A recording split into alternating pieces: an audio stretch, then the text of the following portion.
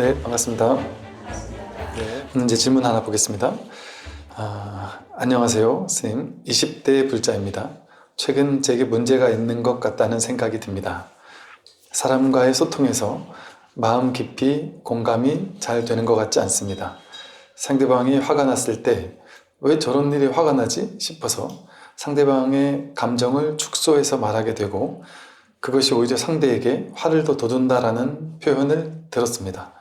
어떤 포인트에서 상대방이 화가 난 것인지 모르기에 저는 더 곤혹스럽습니다. 사람들에게 좋은 사람이 되고 싶은데 그러지 못하는 것 같아 속상합니다. 됐어요. 이제 대인관계에서 사실은 우리가 이 모든 사람들, 나와 인연 맺은 모든 사람들의 성격을 우리가 다 알 수 없잖아요.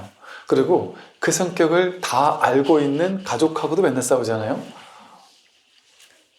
이 부분은 조심해야 되는지 잘 알잖아요. 가족들은 아는데도 불구하고 가족들하고도 이게 안 되잖아요. 그래서 사실은 어떤 이제 대인관계에서 부딪히거나 이런 부분들을 보고서 내가 좀 고칠 부분이 있는지를 보고 좀 고치고 또 나를 변화시키는 어떤 좋은 계기로 삼아서 변화시키고 이러는 거는 좋겠는데 우리가 이런 건 있어야 될 것 같아요. 모든 사람을 다 맞출 수도 없고 또 모든 사람에게 다 맞출 필요도 없고 그냥 자기답게 살고 그러나 좀 큰 문제가 된다 싶은 것들은 이제 조금씩 좀 바꾸도록 노력을 하고 그렇게 하되 이제 하나하나의 일상에서 뭐 하나하나 다 연연하고 이러면 너무 아마 힘이 들겠죠. 요즘 그 TV 프로 같은 거 보면 이제 젊은 부부들이 뭐 TV에 나와서 자신들이 이렇게 하루 종일 사는 모습을 막 보여주고 그런 걸 보면 야, 참 이 한 사람과 한 사람이 전혀 다른 한 사람과 한 사람이 만나서 산다라는 것은 어쩌면 서로가 많은 걸 좀 양보하고 또 포기하고 또 내가 그동안 옳다고 생각했던 삶의 방식 그것을 좀 조율해 가면서 내려놓아 가면서 참 그러고 살아야 되겠구나. 그러니까 이쪽도 이해가 되고 이쪽도 이해가 되고 이럴 수도 있고 저럴 수도 있겠다 싶은데 그게 부딪히면 뭐 싸우고 이런 일들이 많더라고요. 그래서 그럼에도 불구하고 또 되게 자신을 내려놓을 줄 알고 자기 고집을 내려놓고 양보할 줄 알고 서로 간에 이렇게 맞춰가면서 사는 사람이 또 보면 분명히 있잖아요. 참 그런 거 보면은 참 대단한 것 같기도 하고 보면은 참 이 세상에 이 다양한 사람들이 모여 사는데 자기를 내세우면서 아주 세게 사는 사람도 있고 뭔가 참 부드럽게 이렇게 사는 사람도 있고 저는 그 다양한 모습들에 대해서 이분이 이렇게 생각하는 것처럼 이건 잘 됐다, 이건 잘못됐다, 이건 옳다, 저건 그러다 뭐 어느 정도는 그런 게 있어서 어느 정도는 좀 자신이 좀 변화시키고 그럴 필요도 있겠지만 그게 저마다 다른 이제 자기다운 또 모습인 것 같기도 해요. 그래서 가장 근본적으로 이런 것 같아요. 자기가 하고 싶은 것을 무엇이든 하고 산다. 그리고 자기답게 산다. 그러나 다른 사람 누군가를 피해주지 않는 선에서라면 과도하게 피해주지 않는 선에서라면 자기가 하고 싶은 걸 무엇을 하고 살아도 좋다. 자신이 삶을 다양하게 경험하고 그래도 뭐 괜찮지 않나 이런 생각이 들어요. 옛날에는 이제 너무 이 종교적 그 강박이랄까 계율적 강박 뭐 이런 거가 있게 되면 윤리 도덕적 강박 이런 게 있게 되면 그렇게 나쁜 일이 아님에도 불구하고 누군가가 이런 건 안 좋다더라라고 얘기한 것 때문에 이게 뭐 누구를 크게 피해 주거나 이러지도 않는데도 불구하고 자기를 막 억압하고 이런 것 때문에 좀 힘든 이런 경우들도 있었던 것 같아요. 근데 가만히 보면 상대방 누군가를 힘들게 하지 않고 과하게 피해 주지 않는다면 무엇이든 자기답게 살아보는 것도 괜찮고 도전해보는 것도 괜찮고 또 삶을 경험해보는 것도 괜찮고 심지어 젊었을 때 같은 특히나 예를 들면 뭐 좀 다른 얘기지만 자기가 하고 싶은 것 또 때로는 조금 뭐 욕망 같기도 하고 뭐 술을 한 잔 마시고 싶고 뭐 연애도 하고 싶고 뭐 온갖 이런 것들도 어떤 특정 종교에서 술을 마시지 말아라고 이렇게 했을 때 거기에 막 억압받거나 그러기보다는 크게 타인에게 피해 주지 않는다. 마음껏 이제 자신을 뭐랄까 뽐내면서 한번 살아보는 것도 좋지 않겠나 이런 생각들이 들어요. 그래서 이 20대 친구인데 이 친구한테도 하나하나의 나의 뭐 성향적인 것들 또 누군가의 부딪힘 이런 걸 하나하나 막 이렇게 다 신경 쓰고 살기보다는 그냥 뭐 자유롭게 살면서 크게 문제되는 것들을 이렇게 조금씩 조율해 가면서 그래서 되지 않겠나 이런 생각이 듭니다. 오늘 이제 6조 단경과 마음 공부 부분을 167쪽의 윗부분 보겠습니다. 지난번에 원만보신에 대해서 이야기를 했어요. 원만보신이 수행과 원력을 가지고 열심히 갈고 닦아서 그 결과 부처가 되는 이제 그거를 말하는데, 이 선에서는 이 오랜 세월 갈고 닦고 그러는 것이 아니라 문득 내가 누군지 확인하면 된다, 이제 이런 취지에서 이야기를 했어요. 오늘 부분은 이겁니다. 선과 악은 비록 다르지만 그 본래의 성품은 둘이 아닙니다. 둘로 나뉘지 않는 자성이야말로 참된 본성입니다. 참된 본성 속에서 선악에 물들지 않는 것, 그것을 일러 원만보신불이라고 합니다. 우리는 일상에서 선악에 물들어서 이건 선이고 저건 악이다, 이건 옳고 저건 틀렸다, 그런 것을 이제 규정하며 살길 좋아하죠. 딱 둘로 나누어 가지고 어느 하나는 선은 취하고 악은 버려야 되고 그런 식으로 산단 말이죠. 그게 이제 중생의 분별심이고 분별망상이죠. 그런데 본래의 성품은 본래는 선악이 없단 말이죠. 선악 어디도 물들 필요가 없다. 중생이 부처가 되지 않고 중생이 된 이유는 처음 아기로 갓난아기로 태어나서 부모님에게 또 사회에서 이건 나쁜 거야, 저건 좋은 거야, 이건 옳은 거야, 저건 그른 거야, 이런 식으로 계속해서 옳고 그름을 판별하는 능력을 배워 익혔단 말이에요. 근데 이제 도리어 그것이 우리를 중생으로 만드는 것이었단 말이죠. 그러나 그것이 무조건 나쁘다고는 할 수는 없어요. 현실 세계는 그게 있어야 살아가니까. 근데 이제 진실을 알면 되는 거죠. 분별을 할 때는 분별을 다 하더라도 이 분별이 허망하다는 사실, 분별에 집착할 필요는 없다는 사실에 깨어 있으면 되는 거죠. 근데 우리가 이렇게 분별을 하는 것이 바로 우리를 중생으로 만든 거예요. 그걸 우리를 괴롭게 만든 거죠. 그러면 부처가 된다라는 건 뭐냐면, 법신, 보신, 화신 무엇이 되었든 부처가 된다라는 것은 내가 분별을 해가지고 중생으로 됐던 것을 돌이켜 놓는 걸 얘기를 하거든요. 근데 우리는 옳다 그르다 맞다 틀리다 선이다 악이다라는 것을 둘로 나누어 놓고 취사간택하는 데서 괴로움이 생기고 우리가 중생이 됐단 말이죠. 그러면 어떻게 하면은 본래의 부처로 바꿀 수 있느냐? 그건 바로 선악의 본래의 성품이 둘이 아닌 줄을 깨달으면 된다. 둘로 나뉘지 않는 것이야말로 자성이고 본성이다. 본래 둘로 나눌 수가 없거든요. 이 참된 본성 속에서 선악에 물들지 않는 것, 이게 원만보신불이다. 이게 어찌 보면 법신, 보신, 화신에 대해서 따로따로 설명하는 내용이 아니에요. 그냥 깨달음이 뭔지, 부처가 뭔지에 대한 일반적인 설명이거든요. 근데 이걸 이제 보신불이라고 했단 말이죠.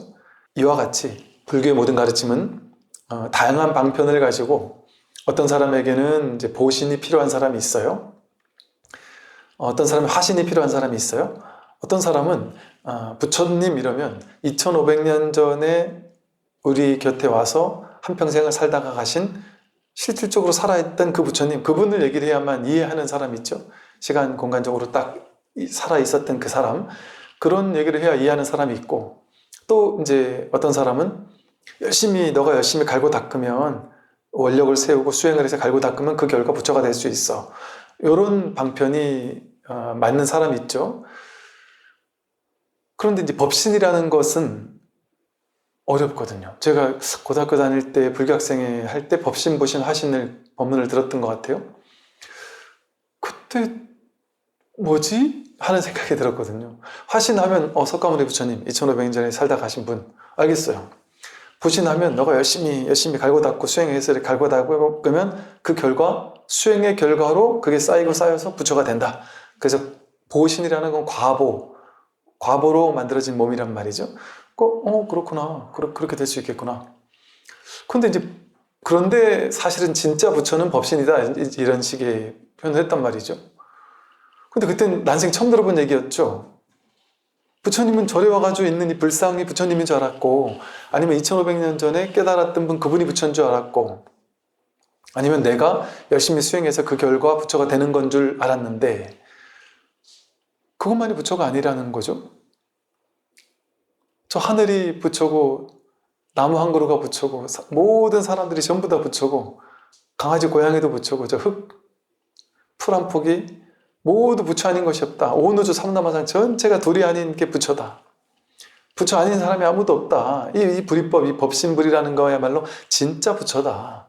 사실은 이것을 일깨우게 하려고 다양한 방편이 나왔다. 이 말이 이해가 처음엔 안 됐단 말이죠. 근데 그때 처음에 배웠던 그 법신, 그거 하나가 우리들이 법문을 들을 때 이 방편으로 얘기하면 이해를 하는데 이 근본을 얘기하면 이해가 안 되잖아요. 이 불이법이 이해가 안 되는 거예요. 돌이 아닌 것은 이해가 안 되는 거죠. 그럼 이 똑같은 법문을 10년, 20년, 30년, 40년, 50년 들어도 이해가 안 되는 거예요. 이해로 하면. 그래서 다양한 어떤 방편 나온 거죠. 근데 이 선은 이렇게 다양한 법신, 보신, 화신하는 방편들을 주었지만 결국에 가서는 이렇게 법신도, 보신도, 화신도 전부 다 하나의 부처, 하나의 진실, 이것을 드러내기 위한 방편일 뿐이었음을 깨닫게 하는 거예요. 그래서 결국 보신도 내가 선, 악, 이것을 선을 열심히 실천하면 부처가 되거나 악을 열심히 없애면 부처가 되거나 그 결과로 부처가 되거나 이런 것이 아니고 그 선과 악이 본래 없다. 다 같은 얘기들을 이렇게도 하고 저렇게도 하고 이렇게 다양하게 해보는 거예요. 자성이 한순간 악한 생각을 일으키면 만겁 동안 쌓은 선한 원인이 사라지며 또 자성이 한순간 선한 생각을 일으키면 겐지지강 모래알 만큼 많은 악을 없앨 수 있습니다. 곧바로 무상보리에 도달하여 순간순간 스스로 보아 생각의 근본을 잃지 않는 것을 일러 보신이라고 합니다. 보세요. 자성이 한순간에 악한 생각을 일으키면 만겁 동안 쌓은 선한 원인도 사라진다. 이런 식의 표현들이 보살이 아무리 수행을 열심히 하고 공덕을 짓고 해도 한순간 화를 내면 그게 확 그 화에 불태서 다 없어진다. 뭐 이런 식의 표현을 경전에서 이제 방편으로 쓰기도 한단 말이에요. 이런 얘기를 들으면 이제 좀 무서워요. 야, 내가 지난 10년, 20년, 30년, 50년 수없이 오랜 세월 동안 열심히 갈고 닦아서 선을 짓고 수행을 하고 했는데 여기서 말한 걸 보니까 한 번 아무리 착한 일을 많이 했어도 한 번 악한 생각을 확 일으키면 그 선업이 다 사라지기도 한다. 또 자성이 한순간 선한 생각을 일으키면 수없이 많은 악업도 없앤다. 그거는 온갖 쌓아놓은 업이라는 게 실체가 없기 때문에 그래요. 과거로부터 지금까지 쌓아온 어떤 뭐가 실체가 있는 것이 아니라 지금 지금 이 눈앞이 진실이거든요. 눈앞에 이 순간이 온전한 것이기 때문에 다른 순간, 다른 때를 쫓을 필요가 없다는 것이죠. 그래서 이런 것처럼 무상보리에 도달하는 것도 곧바로란 말이에요. 깨닫는 것도 곧바로다. 선업, 악업이라는 것이 실체가 없는 것처럼 지금 여기서 문득 자기를 깨달아 버리면 선악이 본래 둘이 아님을 깨닫게 돼요. 죄가 따로 없다라는 사실을 깨닫게 돼요. 복과 죄가 따로 없다는 사실을 깨닫게 돼요. 그래서 수미산을 넘을 만큼 어마어마하게 많은 업장이 지금 문득 사라집니다.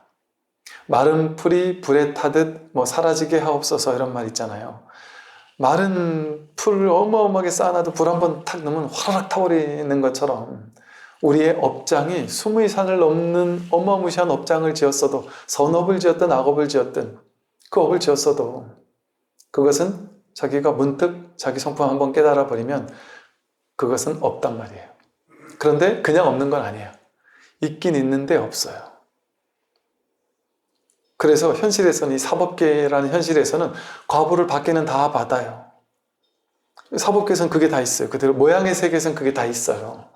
그러나 이 모양 아닌 이 법의 세계에서는 그게 있는데 있는 게 아니란 말이에요. 즉 꿈속에서는 꿈의 온갖 스토리가 다 펼쳐져요. 꿈의 온갖 내용물이 다 펼쳐져요. 좋은 일도 있고 나쁜 일도 있고 인과응보를 그대로 받아요. 그런데 자각몽을 꾸는 사람이라면 내가 꿈속에서 온갖 악업의 과보를 받으면서도 꿈속에서 누굴 괴롭혀서 그 과보를 받고 있어요. 그렇지만 이게 꿈인 줄 아는 사람에게는 그 괴로운 과보를 분명히 받고는 있는데, 그래서 지금 이 꿈속에서는 괴로워요. 괴로운데 괴롭지가 않죠. 이게 꿈인 줄 아니까. 이렇게 꿈인 줄 알고 꿈을 꿀 때는 그럼에도 불구하고 꿈속의 스토리는 펼쳐져요. 인과응보는 펼쳐져요. 그러나 이 모든 것이 꿈인 것을 자각한 깨달은 사람에게는, 자각몽을 꾸는 사람에게는 꿈속에서 어떤 문제가 있어도 상관이 없어요. 꿈속에서 1000억을 버는 것과 1000억을 날리는 게 똑같지 않나요? 꿈인 줄 알면. 꿈인 줄 모르면 1000억 버는 건 어마어마한 좋은 일이고 1000억을 날리는 거는 괴로워 죽을 것 같은 일이잖아요. 자살이라도 해야 될 것 같잖아요. 근데 이걸 꿈인 줄 알면 아니 몇 억을 버는 거하고 몇 억을 날리는 거랑 똑같죠. 꿈인데, 꿈이니까. 이와 마찬가지란 말이에요. 그래서 이 선악이라는 게 중생의 분별 속에는 다 있고 또 그 과보, 인과응보도 그대로 있어요. 선을 닦으면 선의 과보를 받고 악을 닦으면 악의 과보를 받고 열심히 수행하면 수행의 공덕을 성취한단 말이에요. 현실에서는. 그러나 이 마음 하나 문득 깨달아 버리면 그 모든 것들이 서로 다른 일이 아니에요. 오직 이 세상에는 하나의 법밖에 없고 오로지 불국토밖에 없어요. 그래서 곧바로 무상보리에 도달해서 순간순간 스스로 보아 생각의 근본을 잃지 않는 것을 일러 보신이라고 한다. 순간순간 스스로 본다. 순간순간 스스로 보는, 이게 법이에요. 순간순간 스스로 보는. 순간순간 분별해서 보는 건 중생이고 순간순간 그 있는 그대로 보는 건 그게 부처란 말이에요. 그러니까 내가 중생의 분별만 하다 보니까 분별하는 생각을 가지고 내 인생은 좋다, 나쁘다, 저 일은 좋다, 저 일은 나쁘다, 이건 해야 된다, 이건 하면 안 된다, 온갖 생각을 취해서 살다 보니까 고집이 생기는 거예요. 나이가 들수록 고집, 자기가 옳다고 생각하는 것에 대한 고집이 막 쌓이잖아요. 그래서 그 생각을 딱 취하고 산단 말이에요. 그런데 순간순간 스스로 본다는 거는 그 생각으로 보는 게 아니에요. 생각이라는 필터를 가지고 보는 게 아니라 있는 그대로를 비춰보는 거예요. 좋다 나쁘다를 판단하기 이전에. 그래서 판단은 판단대로 다 하되 판단에 과도하게 휩쓸리지 않는 거죠. 그래서 순간순간 그냥 있는 그대로 보는 거예요. 있는 그대로 보아서 생각의 근본을 잃지 않는다. 생각의 근본이 뭐예요? 생각은 어디서 나왔어요? 생각이 어디서 나왔느냐? 어디서 나왔는지 알 수가 없어요. 우리가 내 생각 끊임없이 하루에 몇만 가지 생각이 일어나고 있는데 생각을 보세요. 어디서 일어나는지 보세요. 모르겠어요. 어디서 일어나는지 찾을 수가 없어요. 그죠?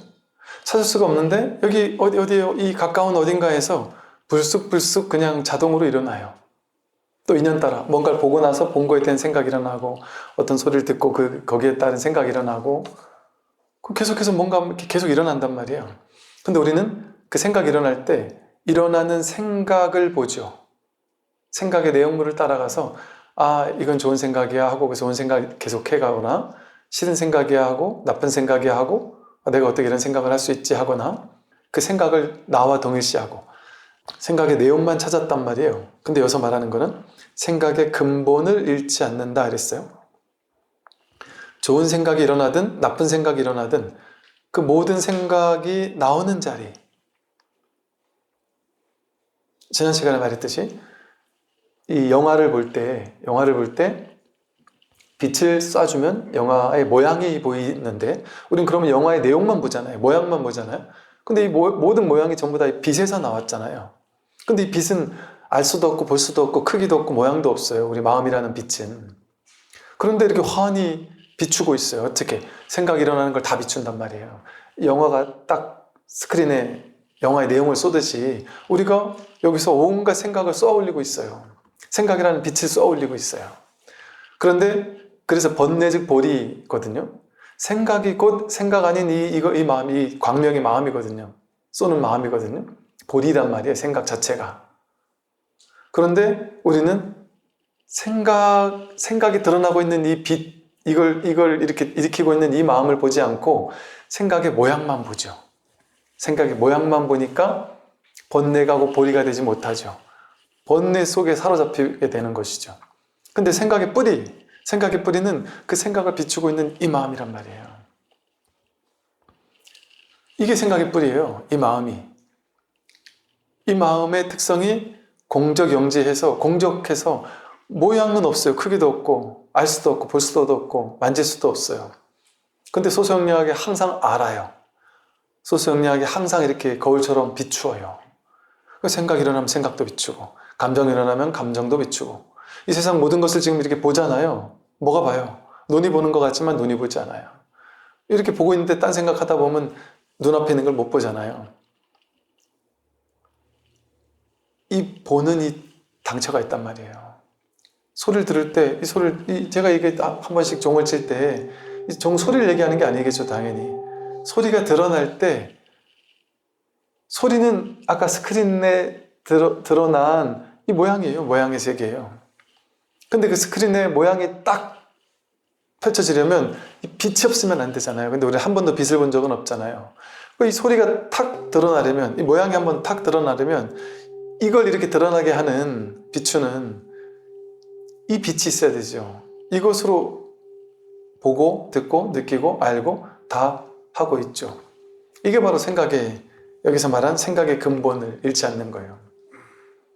생각이 나온 자리, 모든 분별망상이 나온 이것을 잃지 않는 것, 이것을 곧 보신이라고 한다. 이게 부처님의 몸이란 말이에요. 선지식들이요, 법신에서 생각이 나오는 것이 곧 화신불이며 순간순간 자성을 스스로 보는 것이 곧 보신불입니다. 이 법신 하나뿐이에요. 법신, 보신, 화신이 다른 게 아니에요. 근데 그냥 방편으로 법신이 한 생각 일으키면 그 생각의 내용이 막 펼쳐지잖아요. 모양이 생겨나잖아요. 그 모양이 생겨나는 게 그걸 화신이라 그랬어요. 그런데 모양이 펼쳐지는 그 모양 자체가 모양인데, 모양만 따라간 모양인데, 그 모양이 있는 거기에 곧장 뭐가 있어요? 법이 있죠. 색즉시 공하듯이 모양이 피어나 있는 그 모든 모양 속에 법이 있어요. 그래서 그 모양 속에 있는 법을 화신불이라고 하는 거예요. 이게 화신불이에요. 법신이 이렇게 모양으로 드러나면, 이렇게 법신이 모양으로 드러나면 소리로 드러나고, 보이는 걸로 드러나고, 한 생각으로 드러나고, 감정으로 드러나고, 그 모든 그게 바로 화신불이란 말이죠. 근데 우리는 화신불을 못 보는 이유는 뭐예요? 모양을 보니까. 모양에 직해서 함께 있는 공을 봐야 되는데, 그러면 법신을 볼 때 곧장 화신을 보는 건데, 거기서 모양만 보고 제대로 된 화신, 부처는 보지 못하는 것이죠.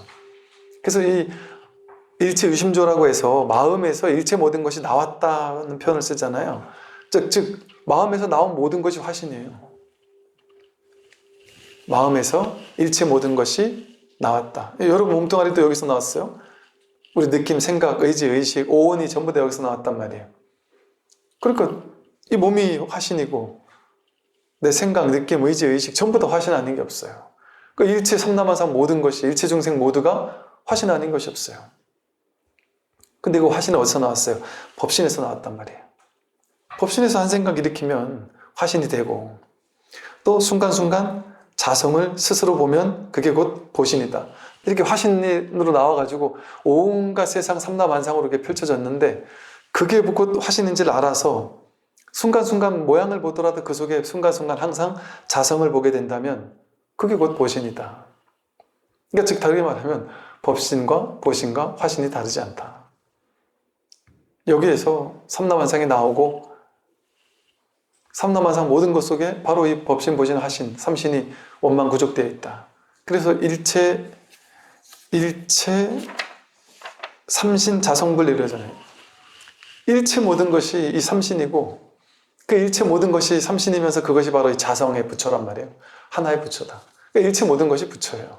스스로 깨닫고 스스로 닦는 자성의 공덕이 바로 참된 귀의입니다. 스스로 깨닫고 스스로 닦는 자성의 공덕, 이것이 바로 참된 귀의다. 귀의는 이제 뭐 돌아가 의지하는 거죠.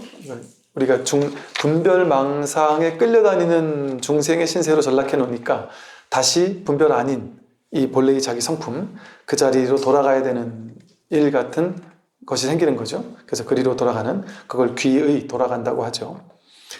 가죽과 살로 된 몸은 색신이며 색신은 곧 집이니 이러한 육신에 귀의한다고 말하지는 않습니다.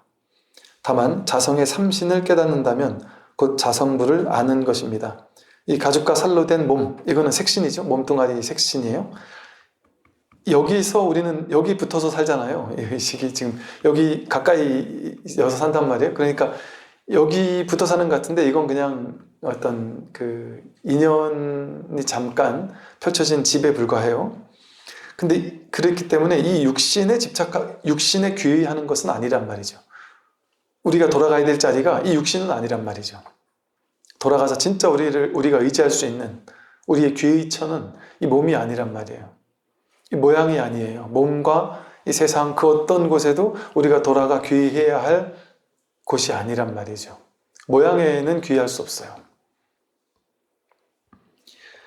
자성의 삼신을 깨달으면 자기 성품 가운데 법신, 보신, 화신이 다 구족되어 있는, 이것을 깨닫는다면 이게 바로 자성불이다. 이게 자기 성품인 부처예요. 그러니까 뭐 온갖 다양한 말로 이렇게 표현하지만 뭐 그냥 같은 얘기를 하고 있는, 심플한 얘기를 하고 있는 거예요. 나에게 하나의 무상송이 있으니 만약 그대들이 등이 수지 독송하면 말끝에 언하에 오랜 겁동안 쌓인 죄를 일시에 소멸시킬 수 있습니다. 무상송, 상이 없는 그런 개송을 하나 설해 주겠다. 그러니 능히 수지 독송한다. 잘 받아 지녀서 독송하면 이 법문 끝에 오랜 겁동안 쌓인 일체 모든 죄업을 일시에 문득 소멸할 수 있다. 문득 자기 성품을 확인하면 문득 깨닫는단 말이에요. 그러면 문득 일체 모든 죄업에서 소멸될 수 있다는 것이죠. 무상송이 나옵니다. 그 육조 스님은 이 무상송 이런 데서 되게 아주 쉽게 또 방편을 설명해 주세요. 어리석은 사람은 복을 닦지만 도는 닦지 않으며 단지 복 닦는 것을 도라고 말한다. 보시와 공양의 복이 끝없이 많아도 마음속의 사막은 어쩔 수가 없다. 우리들은 일체 중생은 이게 복 짓는 것, 그것을 공부라고 생각해요. 그러니까 이 현상세계, 물질세계, 우리가 살고 있는 이 현실세계에서 가장 중요한 가치는 복 짓는 거거든요. 보시하는 거거든요. 그래서 이 세상의 눈으로 보면 모든 종교나 사상이나 철학이나 다 진리를 설해주고 있다 그러잖아요. 다 진리를 설해주고 있는 모든 곳에서 공통적으로 얘기하는 게 복 짓는다, 보시해라 하는 얘기거든요. 그리고 이건 누가 봐도 명분이 있어요. 대명분이 있어요. 그래서 보시를 많이 하면 명분 있는 삶을 사는 거예요. 훌륭한 삶을 사는 거고, 그거 하지 않으면 훌륭하지 않은 삶을 사는 거란 말이에요. 우리 이 모양의 세계에서는 복 짓고 보시하는 게 너무나도 중요하단 말이에요. 그런데 불교에서도 그래서 보시하세요 뭐 이런 얘기를 많이 해요. 다양한 보시를 하라는 얘기를 많이 해요. 그런데 불교의 핵심에 가 닿으면 가 닿을수록 이런 얘기를 해요. 방편에 많이 치우쳐 있는 시대일수록 보시에 대한 얘기를 많이 해요. 보시 많이 해라, 계율을 잘 지켜라, 이런 얘기가 아주 중요한 덕목처럼 느껴져요. 근데 바로 곧장 법을 깨닫는 이 문종으로 가까우면 그런 현실에서 실천해야 될 것들, 이런 것들이 없단 말이에요. 보시하고 복 짓고 계율 지키고 어떤 사소한 이건 지키고 저건 어기면 안 되고 이런 걸 잘하는 사람 훌륭한 사람이고 이거 잘하지 않으면 너는 우리 종교 신자가 아니고 이런 식의 그게 종교의 본질인 줄 알았단 말이에요. 분별할 동안은. 그래서 계율을 잘 지키면 하나님 부처님이 시키는 대로 잘하는 게 그게 그 종교에서 얘기하는 가장 훌륭한 사람이 되는 비결이었단 말이에요. 그런데 불교의 핵심은 그건 아니에요. 사실은 불교계 안에서도 복 짓는 것을 가장 크게 얘기를 많이 하거든요. 그래서 보시를 많이 해야 된다는 얘기가 가장 모든 가치에 가장 우선하는 가치인 것처럼, 가장 훌륭한 가치인 것처럼 생각하는 경향들이 있어요. 있는데 이 세간법으로서는 가장 훌륭한 법문이에요. 가장 훌륭한 좋은 말이에요. 그리고 이 세간에서 할 수 있는 이야기들 중에 사람들이, 중생들이 이해하는 언어에서는 가장 좋은 말이 보시라는 거예요. 복지라는 거고, 나누고 살으라는 거예요. 근데 그건 이 모양의 세계에서 가장 귀한 거예요. 왜 그러냐면 모양의 세계에서는 내가 있고 너가 있잖아요. 내가 버는 돈이 따로 있고 네 돈이 따로 있고 내 돈이 따로 있잖아요. 네 거 내 거가 따로 있잖아요. 중생의 분별 속에서는. 그러니까 내 거 있고 네 거 있고 이 세상 모든 사람이 전부 다 자기 거 가지고 있잖아요. 그렇게 살면 세상이 큰일 나지 않겠어요? 그러니까 이 모양의 세계에서의 가치에서는 가장 좋은 게 내 이기적인 마음으로 살지 말고 남들을 돕고 보시하고 베풀고 나누고 사세요라는 얘기를 해야만 세상의 질서가 유지되거든요. 모양밖에 몰라서 자기밖에 몰라서 자기 이기적으로 막 생각하는 사람들한테는 이기심을 버리고 남들을 도우세요라는 말을 자꾸 해줘야 돼요. 근데 그런 얘기를 자꾸 하는 시대는 어떤 시대일까요? 오염된 시대라서 그래요. 자기밖에 모르는 시대라서 그래요. 쉽게 말해 보시가 없는 시대이기 때문에 보시를 자꾸 얘기해줘야 돼요. 근데 진짜 법은 어때요? 법의 세계는 이게 내가 아니고 이게 남이 아니고 삼라만상 전체가 나란 말이에요. 그럼 내가 저 사람한테 복을 지을 필요가 없어요. 원망구족이란 말이에요. 모두가 일체 모든 존재가. 그리고 보시하더라도 보시하되 보시한 바가 없고 내가 저 사람한테 보시했으니까 나는 복을 받아야 되겠다 이런 생각도 없단 말이죠. 그럼 보시를 강조하지 않아요. 강요할 필요가 없어요. 왜냐하면 보시를 강조하는 시대 자체가 분별의 시대예요. 진짜 법을 깨달은 시대라면 보시라는 말이 필요가 없는데 저절로 모두가 다 저절로 보시하는 삶을 살아요. 복 짓는 삶을 살아요. 복 짓는다는 말을 전혀 하지도 않고 마치 뭐와 같으냐면 이 손은 맨날 노력해가지고 열심히 일해가지고 입한테 맨날 숟갈에다 밥 넣어주잖아요. 얘는 맨날 받아먹고 얘는 계속 이렇게 보시만 하잖아요. 근데 입이 손한테 고맙다는 얘기도 안 하고 손이 입한테 막 불평불만도 안 하잖아요. 부모가 자식한테 맨날 먹이고 재우고 막 하는데도 여러분 남들한테 그 정도 밥을 차려가지고 줘보세요. 혹시나 내가 평소에 그닥 나를 안 좋아하던 사람이나 미워하던 사람 아니면 회사에서 나보다 밑에 있는 사람들한테 그렇게 정성스럽게 음식해서 탁 줘보세요. 그 눈동자로 맛있게 먹으러 줘보세요. 얼마나 남들 같으면 얼마나 고마워해요. 근데 그 정성을 매일같이 하루 3번을 매일같이 이것들한테 차려주는데 안 먹어 이러고 가버리잖아요. 그렇게 어렵게 맛있게 차려줘도. 그리고 야 식지 않고 뜨거울 때 먹어 이 소리를 듣고 애들은 어때요? 짜증을 내죠. 그런데도 불구하고 계속 해줘요. 그 욕을 먹어가면서도. 그리고 어지간하면 심지어 남편 같은 쯤만 돼도 어지간하면 맛있다고 해주잖아요. 눈치를 보니까. 근데 애들은 그런 거 없잖아요. 냉정하잖아요. 맛대가리 하나도 없다고 하고 안 먹겠다고 하고. 그럼에도 불구하고 계속해서 이게 너다 나다라는 분별을 하지 않아서 그래요. 그 아이가 잘 되는 게 내가 잘 되는 거예요. 신기하게 이 가족이라는 자녀라는 게 이 짐승세계도 마찬가지죠. 아이가 딱 독립할 때까지는 이게 시스템화되어 있는 시스템이 돼 있는 거예요. 그냥 이 자식이 아니라 내 건 거예요. 이렇게 진짜 베풀 때는 베푼다는 생각이 없어요. 자식한테 베풀고 나서 여러분 자식들한테 돈 받은 적 있어요? 밥 해주고?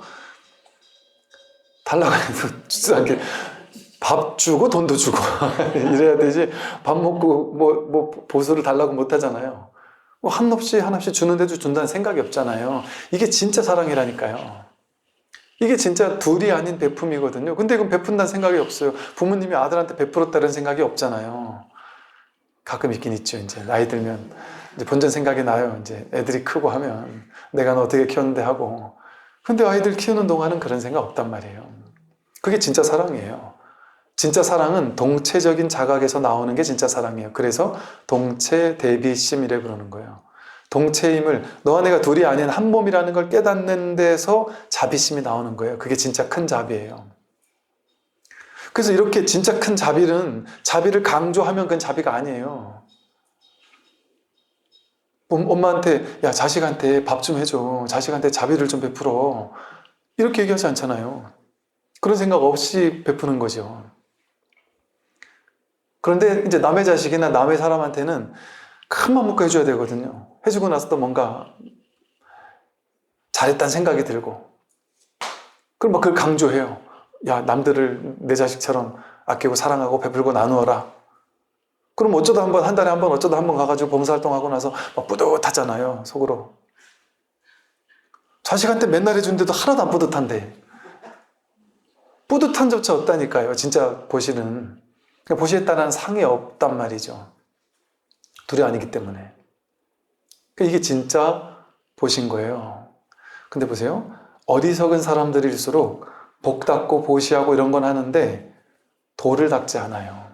그러면서 복 닦는 걸 도라고 생각해요. 복 짓는 거를 되게 중요한 진리라고 생각해요. 복 짓는 것도 현실 세계에서는 최고 가는 공덕이에요. 현실 사법계에서는 현실 세계에서는 가장 큰 공덕이에요. 근데 그게 왜 공덕이 될까요? 현실은 전부 다 나라는 아상과 이기심이 중심이 되고 있는데 거기서 나라는 아상과 이기심을 내려놓고 타인을 도울 수 있겠어요? 그건 아무나 못하는 거예요. 쉽지 않은 일이에요. 그거를 행하는 사람은 참 훌륭한 사람인 거죠. 그러니까 현실에서는 그렇게 복지는 것을 잘 하라고 이렇게 얘기를 해요. 그런데 가만히 보세요. 평생을 보시를 많이 한 사람도 보시에 따르는 상을 버리지 못해요. 내가 이렇게까지 보시했는데 하고 이런 게 있고, 이 애니어그램에 보면은 2번 유형인가가 나는 베푼다라는 아상이 있는 사람들이 있거든요. 베푸는 걸 자기라고 생각해서 끊임없이 베푸는 사람들이에요. 뭐 베풀 일 있으면 자기가 해야지 직성이 풀리고, 뭔가 남들에게 인정받는데 다른 걸로 인정받는 거에 관심 없어요. 넌 어떻게 이렇게 잘 베푸니? 이런 걸로 인정받을 때 너무 행복한 사람들인 거예요. 그래서 계속 베풀어요. 근데 그 2번 유형이 한없이 베풀어서 모든 사람이 다 좋아하는 유형이에요. 그런데 2번 유형 자기만 아는, 혹은 그 가까운 사람들만 아는 희한한 단점이 하나 있어요. 약간 사이코 같은. 그러니까 저도 몰랐는데 제 절친했던 스님 중에 하나가 완전 2번이거든요. 그 스님들 다 같이 모여있는데 우리 다 같이 청소 좀 합시다 이러면은, 뭐 다 같이가 아니라 청소 좀 할까요? 이러고 이제 저 훈육하는 스님이 나가잖아요. 그러면 다들은 있는데 이 친구 제일 먼저 일어나가 이미 청소 시작하고 있는 그런 스타일이거든요. 근데 그래서 완전 이상적인 성향이에요. 너무 훌륭한 스님이지, 너무 좋은 사람이에요. 근데 이제 본인 고민을 얘기를 하더라고요. 난 내가 여태까지 사이코인 줄 알았다고. 미친놈인 줄 알았대요. 왜 그러냐 했더니 나는 너무 이중적이어서 내가 누군지 모르겠다고. 나는 평소에 너무 착한 사람이고 그렇게 착한 일 하는 게 좋고 그게 나의 본성인 것 같아서 나는 정말 착한 사람이고 난 너무 좋은 사람이라는 게 확실하대요. 그게 확실한데 한 번씩 폭발하면 걷잡을 수가 없대요. 뭐 어떻게 폭발하는데 그랬더니 예를 들어 내가 이렇게 베풀고 저렇게 계속 베풀었는데 이놈들이 내가 베푸는 걸 당연하게 여기면서 고맙다라는 생각 자체를 안 하고 있잖아요. 그럼 이제 이게 꽉 쌓이는 거예요. 즉 베풀었지만 이게 베풀었다는 상을 가지고 베푸는 거죠. 아상을 가지고. 이렇게 이만큼 쌓이다가 이제 폭발하기 직전까지 참아요. 참고. 왜냐하면 난 베푸는 사람이니까, 착한 사람이니까. 참다가 도저히 안 될 때 그냥 한 번 폭발하면 뜬금없이 지금 제가 왜 저러지 하는 거 있잖아요. 이게 화를 낼 만할 때 내는 게 아니라 계속 자기는 쌓여있다가 별것 아닌데 청소하세요 이랬는데 다들 청소 안 하고 혼자만 청소하다가 갑자기 집어던지면서 뭐 하는 거야 이러면서 막 화를 버럭 내는 거죠. 그럼 다들 저 뭐지? 이런 생각이 들 수 있잖아요. 그러니까 그런 것처럼 중생심의 베품은 온전한 베품이 될 수가 없어요. 깨달음이 있어야지만 진정한 베품이 와요. 동체를 깨닫는, 불이법을 깨닫는 거기에서만이 진정한 베품, 뒤끝 없는 베품, 무주상보시라는 베품이 나온단 말이죠. 그래서 베품이 더 중요한 게 아니라 깨달음이 더 중요한 거예요. 그래서 도가 더 중요한 거예요. 복을 짓는 것보다 도를 닦는 게 더 중요하단 말이죠. 이 법에서는. 예, 오늘 여기까지 말씀드리겠습니다. 수고하십시오.